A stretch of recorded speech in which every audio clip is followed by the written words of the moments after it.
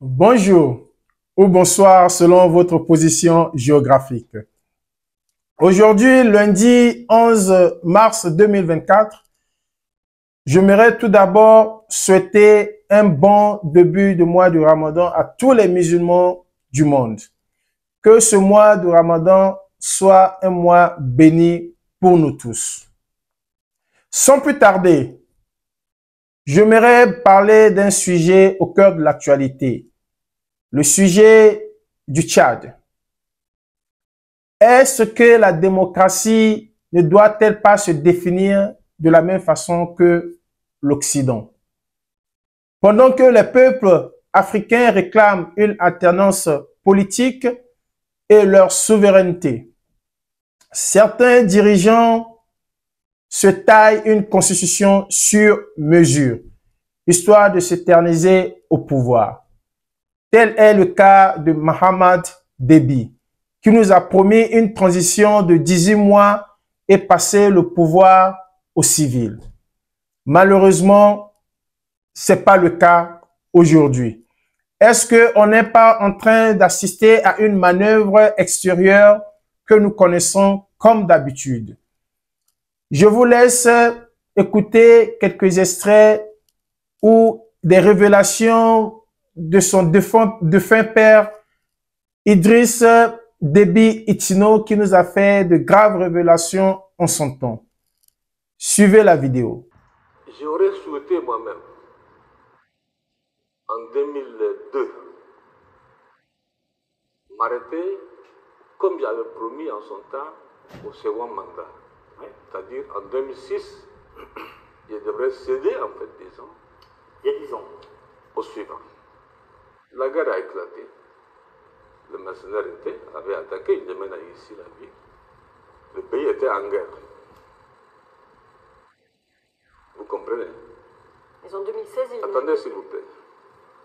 Et comme j'ai dit dans la politique africaine, la France intervient souvent, et je le dis haut et fort, la France a intervenu, je dis bien, je n'ai pas demandé, je dis je ne le fais pas, de changer la constitution.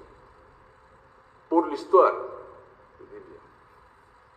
Bongo n'est pas là. Bongo père, je dis bien. C'est à Paris. J'ai refusé. Et je n'ai pas fait la campagne. qu'est-ce que vous voulez dire? C'est la France qui vous a poussé à continuer? C'est toujours la France qui fait, et c'est toujours la France qui critique, et c'est toujours la France qui est derrière. Mais en Et là, 2016, je veux la dire, France n'était pas derrière votre écoutez-moi candidature. d'abord, s'il vous plaît. Ce que vous voulez dire, c'est que c'est Paris qui vous a poussé à Laissez-moi continuer? finir. Laissez-moi finir. Quand, comment on appelle, ils appellent le constitutionnaliste qui est venu ici, je ne connais même pas son nom. Je ne connais même pas son nom. Moi, j'ai refusé, j'ai dit je ne change pas. Ils ont passé par leur arcade, puisque l'Afrique, pour la France, il n'y a rien de, comment on appelle, de caché.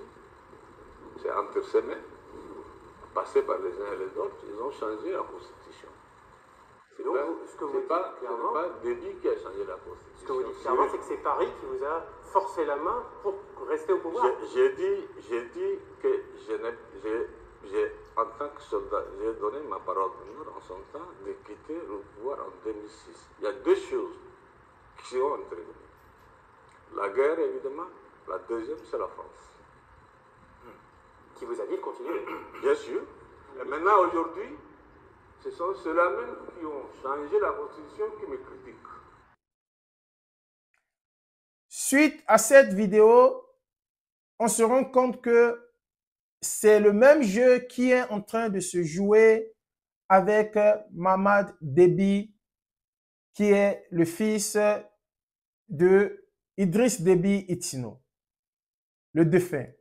Malheureusement, aujourd'hui, quand nous regardons cette attitude, on se rend compte que certains dirigeants ne veulent encore rien comprendre.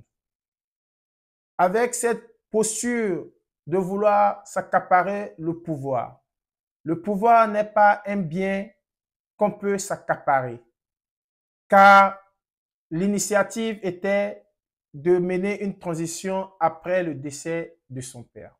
Je vous laisse écouter encore l'intervention de notre cher camarade président Emmanuel Macron qui nous passait un message dont je me pose la question si cela n'est pas une hypocrisie ou une mascarade politique.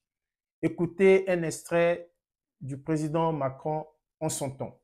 Aujourd'hui, avant toute chose, nous voulons exprimer notre préoccupation sur l'évolution de la situation.